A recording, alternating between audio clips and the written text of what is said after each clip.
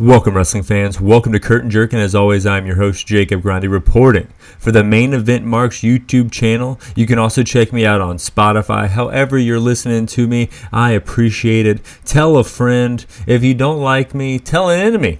Get everyone you don't like listening to me so they can all talk about me without you. I don't mind how you do it. Just let some other people know. I had a great Thanksgiving.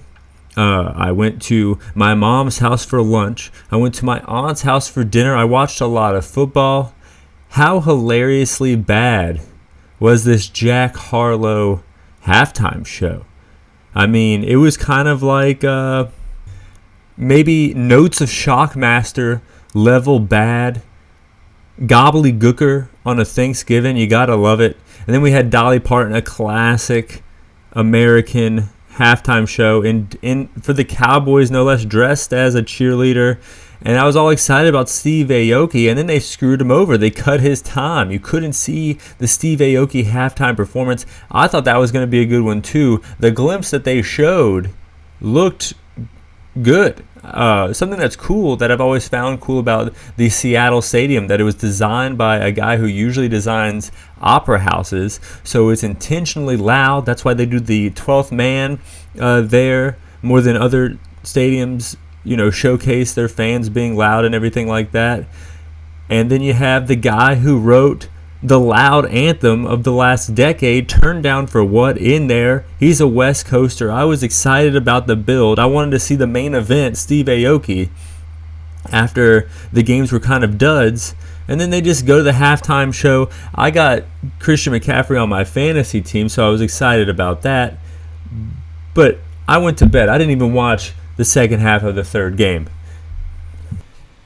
But as we all know, a Thanksgiving tradition around the wrestling world is Survivor Series. I thought Survivor Series was good. I wouldn't put it as like maybe top 3 WWE. What do they call them? Pay-per-view. I'm gonna just call them pay-per-views still because I'm old. I thought it wouldn't be in the top 3, but it would probably make definitely the top 10, but not the top 5. I would say it was but it was just revolved around 2 big matches, and I think those 2 big matches delivered. Before we get into ranking every single match from worst to first, the Raw locker room not liking Pretty Deadly. I don't like Pretty Deadly. I think they were designed to rip off and poke fun at the Young Bucks, and I think the Young Bucks were a little bit more culturally significant when they made this tag team back in like 2019, 2020, but now the Young Bucks aren't really that over anymore. They're kind of, they're there. They do their thing. They have great matches, but like I said, I don't think they're as culturally significant or as relevant anymore, so therefore Pretty Deadly has to kind of shift, and I feel like where they were designed to be, Grayson Waller and Austin Theory are kind of taking that position on SmackDown. So like the Raw locker room, I'm turned off by these guys. I'm not turned off by R-Truth coming out there. He's back. Probably the return that people are going to talk about the least on this show, but he was back as well. I love the Ruffle Shuffle from Tozawa. That little dance he does cracks me up. I love Alpha Academy. New Day pulling up in a Slim Jim car. Lots of product placement on this show. Enjoyed the Black Sabbath song throughout the whole show. WWE shows feel like events. It doesn't feel like a series of matches. You can definitely say that. They do a good job creating the spectacle that is their PLVs, is the acronym that I couldn't remember. But let's rank every single match from worst to first. All 5 matches. Number 5, Rhea Ripley versus Zoe Starks. This match was kind of mid, but Rhea, her ass looked good in those chaps. We got to say that. Starks couldn't hit the Z360. Rhea hits the Riptide 1, 2, 3. Number 4, Dragon Lee versus Santos Escobar. Santos threatening to break Lee's leg like he did Ray. Lee cuts him off. Escobar rips at the mask like an asshole. Strike battle for the ages. Huge sit-down powerbomb from Lee. 1, 2, no. Phantom Driver. 1, 2, 3. That match was pretty good. I mean, I ranked it, second from last or fourth, just missing the podium. But I would, if you're into WWE, I'd go out of my way to watch that match. Good story, good in ring. I loved it. I also loved Miz versus Gunther at number 3. Longest reigning champion versus the guy trying to achieve the most IC title reigns of all time. Solid storyline. I put Drew hits a skull-crushing finale, but obviously it was the Miz hitting a skull-crushing finale. Chicago starts believing in Miz. 1, 2, no. Gunther locks in a Boston Crab and taps Miz's bitch ass out and retains his Intercontinental Championship in a solid match. And then we have probably the most talked about match on the show, the Men's War Games, ranked number 2. As the faces are coming out, I realize that they are all fucking over. I mean, Rollins, Cody, Jey Uso getting everybody to do the up and down hand thing. Who would have seen that 2 years ago? Sami Zayn. I mean, all of the guys you want to be over on Raw are fucking over. All those faces, and of course Judgment Day. Drew McIntyre with that fresh coat of paint, with that little bit of edge that he has now, not being just a white meat baby face. Great shit. So I love this match. And then, of course, we had, Randy Orton not coming out till later. We didn't know he was going to come out till the very end. They teased it to the point where anybody who had been watching wrestling for 6 months knows what was going to happen. But, some new people might not know what was going on. And they probably didn't know who Randy Orton was. And even if you didn't know who Randy Orton was, by the end of this match, you saw him as a big deal, which is cool to think about. A lot of times, comparing that to AEW, they hype up people like Kota Ibushi. You see Kota Ibushi, he doesn't really do too much to showcase why he's such a big star. But WWE always makes sure to remind you, sometimes too much, but definitely over and over again. Finn and Rollins start things off. Light CM Punk chants. JD comes out next, but eats a boot before he can even make it in the ring. But then when he does, he's wielding a kendo stick. Jey Uso evens the odds. A little more CM Punk chants. A little foreshadowing for what's about to happen. Priest next, doing goofy looking whisper in the winds off the top, cleaning house. More Punk chants with a little bit of boos. People are, saying like, hey, stop, chanting for Punk when there's great action in the ring here. So the crowd is a little divided here, but they're all hyped up. The chants are more interesting than match, I would have to say, at this point in the match. Sammy joins the match, followed by Drew. Action picks up a bit. Cody is the second to last man for his team, joining War Games like his daddy, and he gets a bull rope like his daddy. Dom joins, light Randy chants, more Punk chants, Judgment Day in control, and then Randy's countdown begins, but Rhea comes out and seemingly wants to cash in the Money in the Bank on Rollins mid-War Games match, but was distracted by Randy's music hitting. The voice of Randy's theme song lyrics are in everyone's head. Motherfucker is shredded. He is ripped. Chicago is going nuts. No one cashing in shit. Shit just got real. Randy Orton is in the fucking building. The match beyond begins. Rollins and Sammy throw JD off a cage to hit an RKO. Crossroads to Priest. 1, 2, 3. The good guys win. Chicago whoa-ohing to Cody Rhodes' music, and then CM Punk's music hits, and we get a huge CM Punk in Chicago pop in the WWE. CM Punk chants echo the arena from the pink line to the yellow line to the red and blue. You can hear it throughout the whole Chicago area. Crowd says it's clobbering time. He doesn't even have to do it. He just motions to his watch. We all know it's clobbering time. CM Punk is back in the fucking WWE. I never thought I would see the day. Honestly. Even with all that stuff that happened this past year in AEW. I mean, it's crazy to think about. It's November. And in August, I was watching him wrestle in Collision. And by September, he was gone from AEW. And now here he is in November, back in the WWE. People are freaking the fuck out. Like, they're showing they're showing wide crowd shots of everyone freaking out, but then they're showing individuals freaking out. You can't deny how popular this guy is. I don't know if he grabbed Tony Khan or what he did to actually get fired from AEW, but this has got to be a win for WWE on air. at least. They are doing real well now that they just got the biggest star from the other side to sign with them again. He was able to bring about 100,000 fans that watch Dynamite week to week that aren't watching now. So if that 100,000 fans jump over to Raw every week, that's big. That's going to be huge. I know that he did in the upwards in the millions of views for this return alone, where all he did was come out. I'm very interested to see what the Raw ratings look like, and we're probably going to talk about that on the next show when I review Dynamite and NXT. But Punk comes back. Fans are going crazy, but we also know with Punk comes controversy. Seth Rollins looked legit mad when he was out there. Possible work. I think it definitely was a work. Reportedly, Drew upset, stormed off. Fightful Select saying the main event talent were told beforehand, but he did sign that contract that day. Cody in the press conference says, "Welcome aboard." Apparently, he signed a deal, like I said, that day, which is insane to think about. I don't know if any of this is for sure. Punk has a new shirt already. Triple H says that everyone is on the same page, and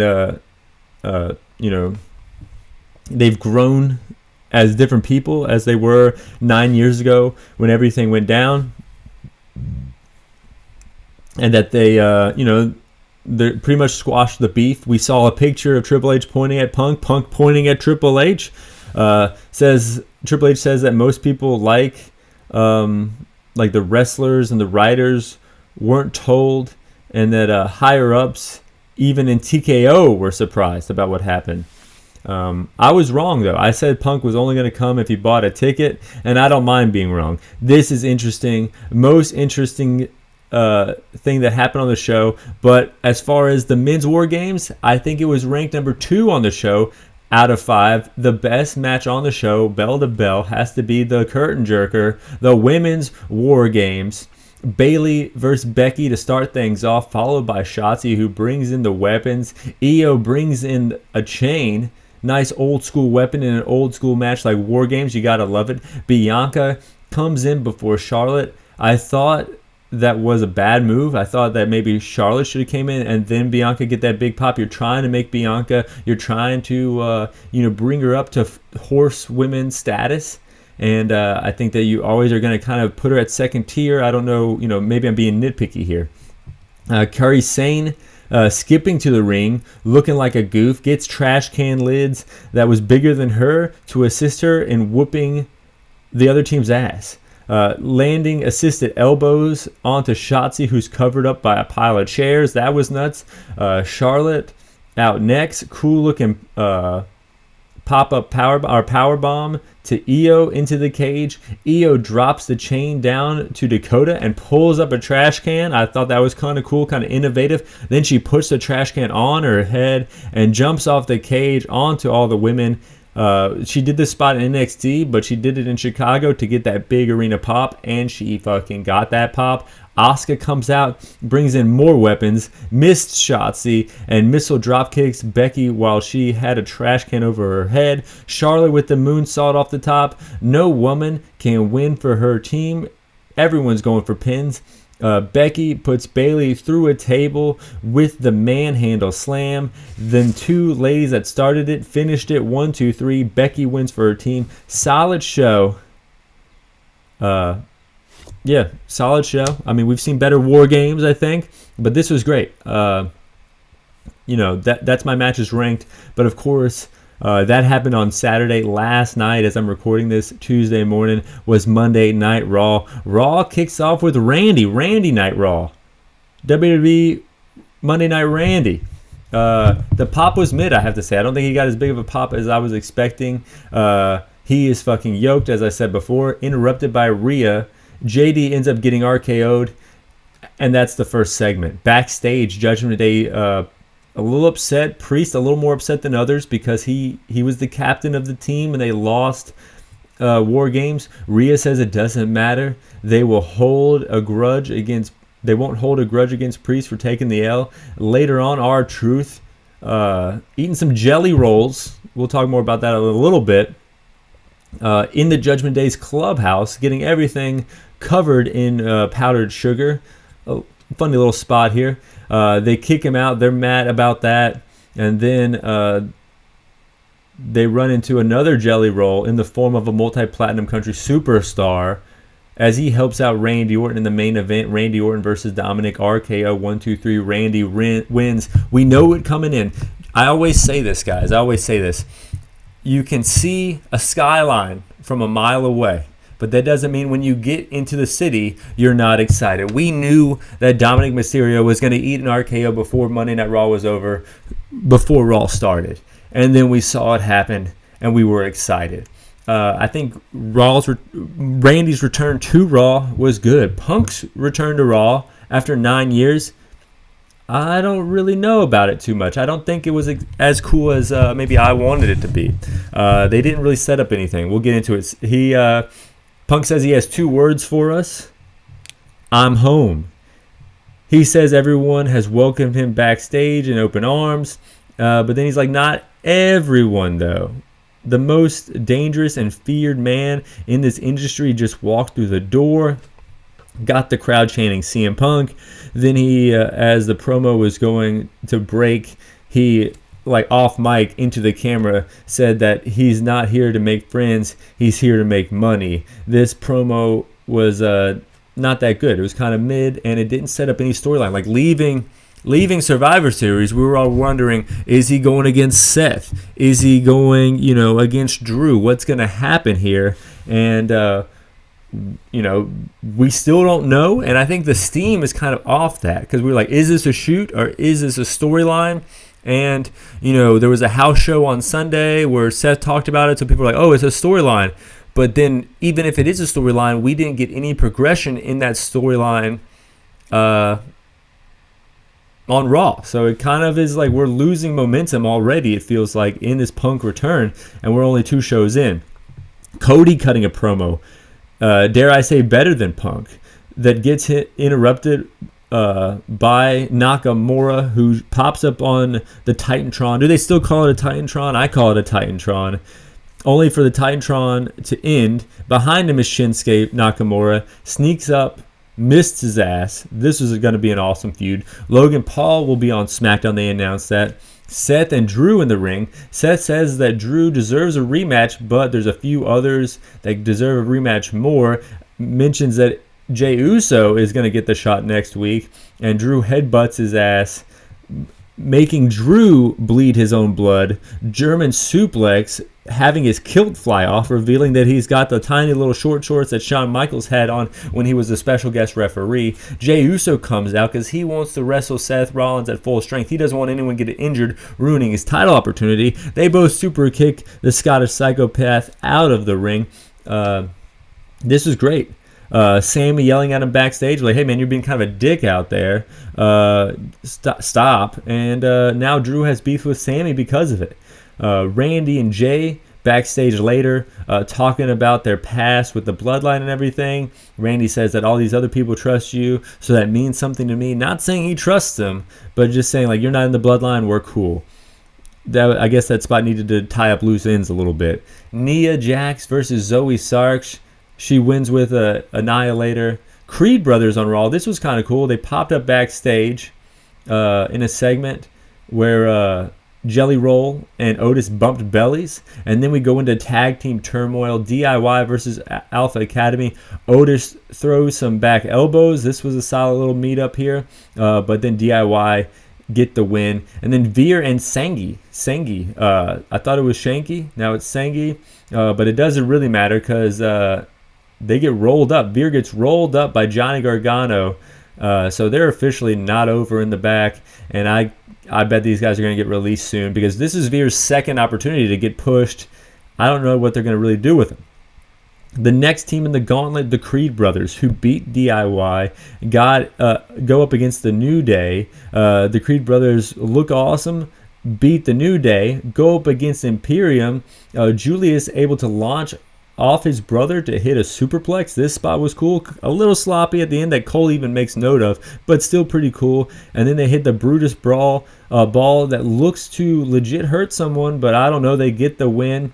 And even though Imperium lost tonight, they were in the back. They wanted to fight DIY, a group that they weren't able to lock horns with during the tag team turmoil, but they're off trying to get booked to wrestle them. And then The Miz shows up, stares down Walter, their leader, and he still wants a title shot despite losing in Survivor Series.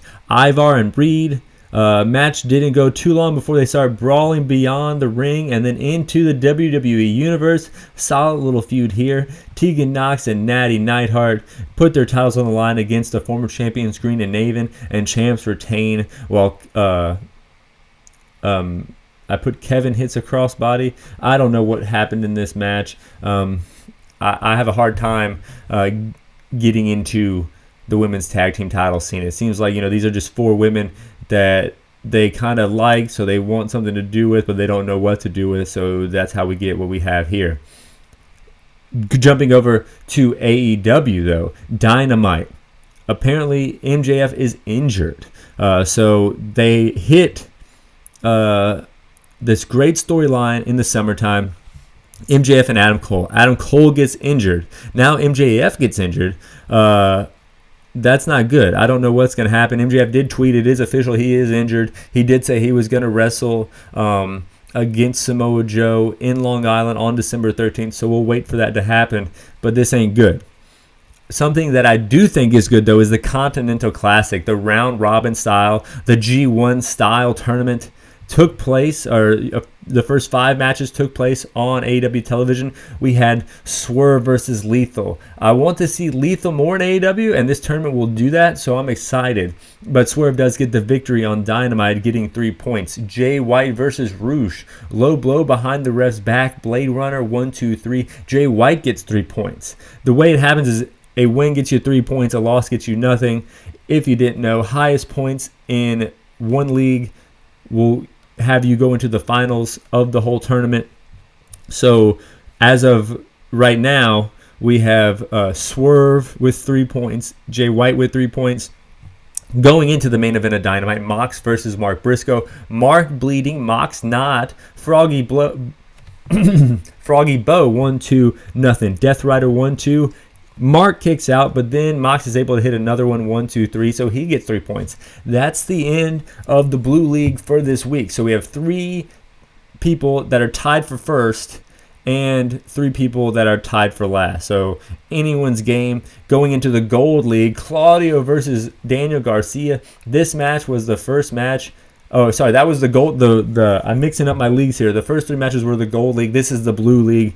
The first match in the Blue League on Collision, Ricola Bomb 1, 2, 3. Claudio wins. Then the main event of Collision, Brody King versus Eddie Kingston. Holy shit, sign me up. Kingston is hurting but not quitting by any means. He starts firing back before getting his hit with a Uranagi. Kingston fires back again. 1, 2, no. Sloppy but awesome sit down powerbomb from King. 1, 2, 3.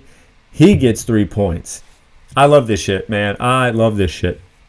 And then we're going to go into what happened beyond the Continental Classic on Dynamite. MJF out there with Cole saying that he is the best AEW champion of all time. I have to agree with that. He also mentions the Devil, and then the lights go out. The Devil mask shows up and cackles at him, and then it goes away. Then Joe comes out. I think this is pretty interesting because the Devil attacked the Acclaimed, and Joe was right there. And now the Devil shows up and Joe comes out right away. I don't know. I think that's linked somehow. MJF doesn't want to give Joe his rematch after he helped him retain the ROH tag titles. Told him to go blow him. That's what he said. Cole calms everything down and explains to Max that you got to give him the title shot. So Joe wants the title shot, or MJF wants to give him the title shot in Chicago. Joe says no, he wants it in Long Island. MJF agrees. Joe is going to make sure he is 100% until that point. So MJF has a lot of people trying to attack him. The Devil. He has Wardlow. He's got anyone who wants a title shot. So now the most wanted man in AEW has some security. I think this is kind of cool. We also had Shibata, Cassidy, and Hook versus 2.0 and Hager. Danhausen has Hager's hat. He loves that hat. 2.0 gets choked out at the same damn time. Shibata, Hook, and Orange Cassidy, with help of Danhausen, get the victory. Christian has the mic, so I listen and laugh as the arena boos. Blames Luchasaurus for the loss at Full Gear, and then tells him to take a knee and renames him Killswitch after his own finisher. And then Nick Wayne gets on one knee. Christian tells him to get up and tells him to never get on a knee for another person. He is the prodigy Nick Wayne. He is different. And that's when Nick Wayne's mom shows up, and and Christian just kind of says, like, he is a better man than his actual father. Just, just low blow after low blow verbally from Christian Cage, as he always does, and says that if his mom played her cards right, things could be different. And then Killswitch gets in front of Christian, and Christian pushes Killswitch, which then Killswitch dumps Nick Wayne's mom to the ground. And then, there was, Wayne was struggling emotionally to know what to do, but then he gets chairs and encourages the now Killswitch to hit a concerto to Nick Wayne's mom. That's when Alter Bridge hits, thank God. You never hear me say that again, but that meant that Adam Copeland is coming out to stop and in this, this concerto to a person's mom here, starts whooping Nick Wayne's ass in front of his mom. The woman is going through a lot here during this segment. The wrestling industry is chewing her up and spitting her out. I don't know if she'll be the same after what happened here.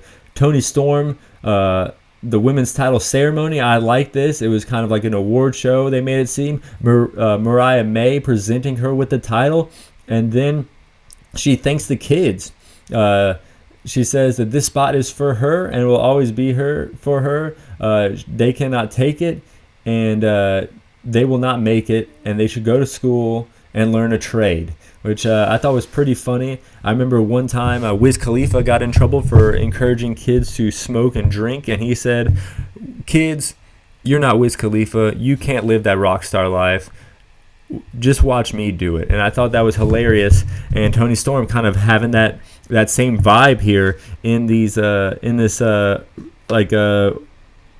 ceremony. Sky Blue interrupts that party to kick off the triple threat. Anna Jay along with Ruby Soho. Ruby fell into the arms of Cool Hand Angelo Parker. On the outside, Saraya breaks up. Saraya used to be a champion a few months ago, and now is like the best friend of Ruby Soho on the outside. Like, I don't really know what's going on there. And Sky Blue picks up the victory. Going over to Rampage, we had Hook and Rocky Romero. A good opponent for Hook, a guy who works with a lot of younger talent all over the world in the ring here, and he gets choked out. Statlander versus Diamante. Mercedes Martinez on the outside. Why isn't she used more in AEW? She's great. They gave Diamante a lot here. Discus Lariat 1, 2, 3. Mercedes Martinez starts attacking Statlander, and I think that would be a great match. But Willow comes out here to save Statlander. The Kingdom versus Duke Davis and Gunnan Jones. Duke has been wrestling since 2016. Gunnan since 2013, and their time in AEW is their biggest matches, it looked like, in their career. The Kingdom still don't trust MJF, and the Kingdom makes short work of them. Going into Shibata versus Yuta. Pure title rules here. I love a good pure title match. Shibata always working snug. Yuta down a rope break and then uses his feet on the ropes for leverage. Pushing the ref down and goes for a low blow, and then pins the Strong Style legend, becoming the pure champion again. Holy hell, what a dick. And then boots him in the dick again like an asshole would. Action Bronson's music hits. Hook comes out for the save to the aid of Shibata. I like Hook and Shibata teaming up here as we go over to the review of Collision. The debut of Killswitch. No new mask. Versus the boys, the Tate twins. They took an apron bomb, big lariat 1, 2, 3, get a chair after the match, and hit a choke slam onto the open chair, just being shitty. And then Adam Copeland's music hits as he comes out again from behind this time, kind of like he did the Lita on Raw that one time. And gets, a concerto to Killswitch. Killswitch stands up, and then he has to do a curb stomp to Killswitch to finally put him down. They put Killswitch over even in defeat, and Adam Copeland saving the Tate twins. I like this segment here. Buddy and Malachi versus Commander and Gravity. Gravity gets caught in midair and put on the apron again for some reason, allowing Commander to hit the tightrope dive that he does onto House of Black. Gravity and Commander both dive. Buddy and Malachi get their knees up at the same damn time. 1, 2, 3. House of Black get the victory. But that's not all we saw at House of Black this evening. Julia Hart versus Lady Frost. I've always enjoyed Lady Frost. I don't know why she's not used more. Pretty much the women's division would be a completely different women's division if I had the pin, if I had the book, unlike Tony Khan. I mean, you got Mercedes Martinez. You have Taya. You have Lady Frost. All great women's wrestlers that are just there to put over like Julia Hart and Willow. I don't know. The thing just seems backwards to me. FTR versus The Righteous. Solid match. Shatter Machine 1, 2, 3. Malachi Black coming back out through the crowd, cutting a promo. Say, not the brotherhood that you two think it is. I don't know what they were talking about here. Lights go out. Lights come back on. Malachi is gone, but he cackles throughout the arena. Ominous cackle from Malachi here. Going into Ricky Starks and Big Bill promo. Both these guys can talk. This feud between the Golden Jets and these guys is going to be good. And then we have Keith Lee versus Lee Moriarty. Keith hits a fireman's carry jackhammer-like move. 1, 2, 3. Gets the victory against Lee Moriarty. Let's talk a little bit about New Japan here. I don't want to forget that they exist. They got the World Tag League going on. And in the A block, it looks like there's a tie for first place. Mikey Nichols and Shane Hayes got 6 points. Shota Umina and Ren Narita got 6 points. So, Team TMDK, the Mighty Don't Kneel, they started in Noah, went to NXT, ended up in New Japan, and now they're doing well in the Tag League versus some standouts in the New Japan Dojo, Shota Umino and Ren Narita. You also have Grado Khan and Hanare, Kaito Kiyomiya, and the newcomer, the rookie Iowa. I still know how to say his name. Alex Coughlin, Gabe Kidd, Tomohiro Ishii, and Toriyano all with 4 points in the A block. Evil and Yujiro with 2, and Bishop Khan and Taya Loa, which I don't even know who that guy is. I gotta be honest with you guys. At the bottom here, B block, we've got another tie. Tai Chi and Yuya Uemura with 6 points, and Lance Archer versus Alex Zane. An interesting team here with 6 points. And then in second place, you have Atlantis Jr. and Sabarino Jr., some CMLL talent, and Yoda Tsuji and Yoda Tsuji's team, both with 4 points, those teams. You also have Hikaleo and El Phantasmo with 2 points. Goto and Yoshihatsu with 2 points. That's interesting. I mean, they've held the tag titles for, multiple times. Here they are with only 2 points. Bad Luck Fale and Jack Bronza at 0 points. Nagata and Suzuki with 0 points. That's shocking to me as well. So interesting tag team rankings. I'm just going to read the results here. I'm not going to watch these matches. The Tag League, I don't know. It really doesn't get good until the finals. Unlike this Continental Classic, where it was all 5 matches they showed were good. Unlike Survivor Series was good. Raw is pretty interesting. You got Randy back. You got R-Truth back. You got CM Punk back. I love wrestling. I think you do too. Fly high. I'm out.